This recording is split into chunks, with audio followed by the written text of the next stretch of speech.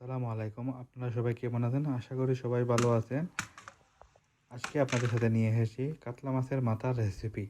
তাই আপনারা সবাই দেখতে থাকেন কাতলা মাছের রেসিপিটা কিভাবে আমি রান্না করি। প্রথমে দিয়ে দিলাম হলুদ, মরিচ, লবণ এবং তেল দিয়ে ভালো করে মেখে নিব কিছুক্ষণ। এরপর তাওয়াটা গরম হয়ে গেলে আস্তে আস্তে এক এক করে সবগুলো মাছ ভালো করে ভেজে নিব। দইয়ের জন্য সাইড একসাথে ভেজে নিব। আপনারা সবাই যদি আমার রান্নাটা ভালো লাগে তাহলে একটু সাবস্ক্রাইব করে যাবেন। সবচেয়ে মাছ ভাজা চলছে, অন্যদিকে অন্য চুলায় বসিয়ে দিলাম, একটি কড়াইয়ে বসিয়ে দিলাম। এরপর দিয়ে দিলাম রসুন, পেঁয়াজ, লবণ দিয়ে একটু ভালো করে কষিয়ে রাখবো।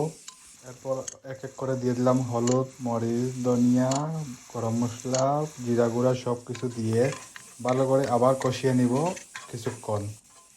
পরে একটু পানি দিয়ে ভালো করে একটু তেলটা উপরে আসা পর্যন্ত একটু ওয়েট করব। তারপরে দিয়ে দিলাম স্বাদ করা, ভালো করে দিয়ে দিলাম, কষিয়ে নিব।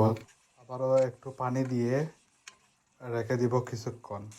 এদিকে মাছ ভাজাটা হয়ে গেল, তাই এক এক করে মাছগুলো সবগুলো এক এক করে দিয়ে দিব। আমার রান্নাটা মোটামুটি শেষ হয়ে গেছে। তাই ভালো লাগলে আপনারা একটু সাবস্ক্রাইব করে দিয়ে যাবেন এবং বেল আইকনটি টিপে যাবেন। সবাই ভালো থাকেন, ধন্যবাদ।